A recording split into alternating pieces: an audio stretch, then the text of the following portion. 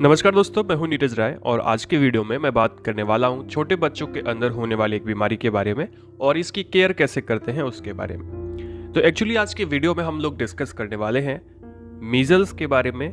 इस वीडियो में हम लोग देखेंगे मीजल्स यानी खसरा जो छोटे बच्चों में ज़्यादातर होता है वो क्या होता है, इसके ट्रीटमेंट में हम लोग कौन कौन सी मेडिसिन देते हैं। वहाँ तो आपको बता दें पहली बात कि एक वायरल डिजीज़ है तो इसका प्रॉपर ट्रीटमेंट तो नहीं किया जा सकता, हाँ, लेकिन जो लक्षण आते हैं उनका ट्रीटमेंट करके आपको थोड़ा बहुत रिलीफ दिया जा सकता है। तो उसी के बारे में हम लोग डिस्कस करने वाले हैं। सबसे पहले अगर बात करें मीजल्स के बारे में कि मीजल्स होता क्या है, दोस्तों मीजल्स को हम लोग खसरा बोलते हैं और खसरा एक ऐसी बीमारी है जो छोटे बच्चों में खास करके होती है, बड़ों में नहीं होती है। और ये बीमारी कई बार सीरियस भी हो सकती है और जब इसकी वैक्सीन नहीं थी या फिर इतना ज़्यादा इलाज होना संभव नहीं था तो ऐसे में बहुत सारे बच्चों की डेथ इससे होती थी, यानी एक महामारी के रूप में भी ये आती थी पहले, यानी मीजल्स यानी खसरा। ठीक है, चेचक की तरह ही होता है। देशी में यानी देशी भाषा में, गांव की भाषा में इसको छोटी माता के नाम से भी जाना जाता है। और इसमें क्या क्या लक्षण आते हैं आगे हम लोग देखेंगे। सबसे पहले बात करें अगर काजेस के बारे में तो इसका जो मेन रीज़न होता है, जो इसका मेन काज होता है वो होता है वायरल इन्फेक्शन, यानी कि मीजल्स के वायरस जो होते हैं उनके इन्फेक्शन की वजह से मीजल्स की प्रॉब्लम आती है।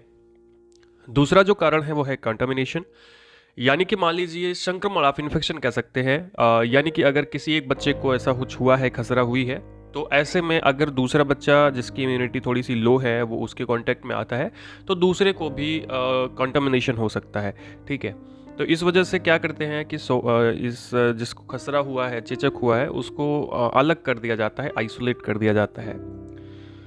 अगर बात करें साइन और सिम्टम्स क्या क्या दिखाई पड़ते हैं, तो सबसे पहले जब किसी भी बच्चे को मीजल्स की समस्या होनी होती है तो सर्दी की समस्या से शुरुआत होती है, यानी कि सर्दी हो जाती है, कॉमन कोल्ड हो जाता है, खांसी आती है, फीवर होता है, बहुत ज़्यादा थकान लगती है, डायरिया भी हो सकता है और नेजल कंजेशन, यानी कि वो सारी कंडीशन जो जुकाम में आपको देखने को मिलती है उसी की बढ़ी हुई कंडीशंस आपको देखने को मिलती है। साथ में फोटोफोबिया, यानी प्रकाश में जाने से डर लगता है, प्रकाश से समस्या होती है, बच्चे को अंधेरे में रहना पसंद करता है, ब्रोंकाइटिस, स्नीजिंग और कफिंग, ये सारी समस्या भी देखने को मिलती है शुरुआती लक्षणों में। शुरुआती लक्षणों में यहाँ पे कॉप्लेक्स स्पॉट देखने को मिलते हैं, यानी कि मुंह के अंदर में जो म्यूकस मेम्ब्रेन है, यानी कि अंदर में गाल है ना, त्वचा है, तो जीभ है, वहाँ पे आपको सफ़ेद कलर के स्पॉट देखने को मिलते हैं जिन्हें हम लोग कॉप्लिक स्पॉट भी बोलते हैं। और ये स्पॉट आपके दांतों पर भी दिख सकते हैं, जो बाद में जब खसरे के जो दाने निकलते हैं उसके बाद ये समाप्त हो जाते हैं। इसके अलावा दोस्तों हाई फीवर होता है, यानी कि शुरुआती तौर में आपको जब दाने निकलते हैं तो ऐसे में हाई फीवर होता है बच्चे को, यानी 100 से 103 फ़ारेनहाइट फीवर हो सकता है। और ये फीवर धीरे धीरे कम हो जाता है और जब दाने निकल जाते हैं पूरी तरह से तो ये फिर से फीवर आ जाता है, यानी शुरुआत में फीवर आएगा, फिर फीवर ख़त्म हो जाएगा, उसके बाद दाने निकलेंगे और फिर फीवर उत्पन्न हो जाएगा, मतलब फीवर फिर से आ जाएगा। तो ये सारे साइन और सिम्टम्स दिखाई पड़ते हैं बच्चे में। तो अगर ये सारे सिम्टम्स होते हैं और जो दाने होते हैं वो रैसेस की तरह होते हैं, छोटे छोटे लाल कलर के दाने होते हैं, इससे मीजल्स को पहचानना आसान है। चेचक और मीजल्स यानी खसरे में यही अंतर है कि जो चेचक होता है उसमें आपको छाले की तरीके से जो दाने हैं वो दिखाई पड़ते हैं, इसमें ब्लिस्टर्स दिखाई पड़ते हैं, जबकि इसमें रैसेस दिखाई पड़ते हैं स्किन के ऊपर में बच्चों के। जैसे कि मैंने अभी आपको पहले फिगर भी दिखाया होगा, आपने देखा शायद या नहीं देखा, इस तरह का कुछ होता है। अब अगर मैं बात करूं यहाँ पे इंस्ट्रक्शन के बारे में कि क्या क्या बातों का ध्यान देना चाहिए, सबसे पहली चीज़ तो दोस्त प्रोटीन रिच डाइट देनी चाहिए बच्चे को। अगर ऐसी कंडीशन है तो उसे प्रोटीन रिच डाइट दें, दाल पीने के लिए दें, पतला खाना दें, ये भी याद रखें, कभी भी जैसे बहुत कड़ा खाना ना दें। इसके साथ में एक मल्टीविटामिन का सिरप आप ले सकते हैं, कोई भी मल्टीविटामिन का सिरप ले सकते हैं, दे सकते हैं, उससे जो कमजोरी आ रही है वो ठीक होने के लिए। साथ में अगर बच्चे के अंदर वैक्सीनेशन, जैसे होता क्या है ना कि जब बच्चे का जन्म होता है तो 6 महीने के अंदर में एक MMR का वैक्सीन लगाया जाता है बच्चे में। ये वैक्सीन होता है 3 बीमारियों के लिए, मीजल, मम्स और रूबेला के लिए। तो ये वैक्सीन बच्चे में ज़रूरी है, ये ज़रूर लगाना चाहिए, नहीं लगती है तो बाद में समस्या हो सकती है। ट्रीटमेंट में अब थोड़ी सी बात करते हैं, पहले आपको थोड़ा सा इंस्ट्रक्शन और बता देते हैं। जैसे क्या है कि बच्चे को पूर्णतः बेड रेस्ट दिलवाना चाहिए। बेड रेस्ट अगर लेगा तो आराम रहेगा।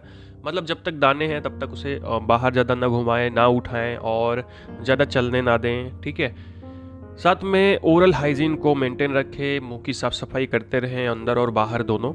और मान लीजिए बच्चे को बुखार है, फीवर है, तो ऐसे में डोलो 250 mg का सिरप आता है, वो पैरासीटामॉल सिरप होता है। आप इसे 1 चम्मच सुबह शाम बुखार के लिए दे सकते हैं। अगर बुखार आता है तो दे सकते हैं, जब बुखार नहीं है तो इसे ना दें। साथ में एक खांसी अगर बच्चे को आ रही है, स्नीजिंग आ रही, बहुत ज़्यादा खांसी आ रही, बहुत ज़्यादा कफिंग हो रही है, तो ऐसे में एम्ब्रोक्सिल डी आप दे सकते हैं, जिसमें डेक्स्ट्रोमेथार्फन और क्लोरफेनामिन मैलिएट होता है, जो मेनली खांसी के लिए होता है बच्चे में। और तो अगर खांसी आ रही है तो आप इसे दे सकते हैं। 1 चम्मच सुबह दोपहर शाम भी ये दे सकते हैं, कोई प्रॉब्लम नहीं होगी। साथ में अगर आप चाहें, अगर बच्चे को बहुत ज़्यादा समस्या हो रही है, जल्दी ठीक नहीं हो रहा है, तो एंटीबायोटिक आप दे सकते हैं। और ये भी सिरप आता है एमॉक्सिसिलिन और पोटेशियम क्लैविनेट का, आप वो दे सकते हैं बच्चे में।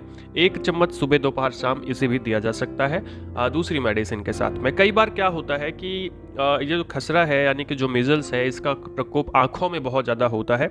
तो आँखों के लिए आप आई ड्रॉप एंटीबायोटिक यूज कर सकते हैं, जेंटामाइसिन, जो मार्केट में गैरामाइसिन के नाम से आता है। आप कोई भी इस प्रकार का एंटीबायोटिक आई ड्रॉप यूज़ कर सकते हैं, जेंटामाइसिन यूज़ करते तो ज़्यादा अच्छा है। इसे 2 ड्रॉप सुबह दोपहर शाम आँखों में बच्चे के इंस्टिल कर सकते हैं, डाल सकते हैं।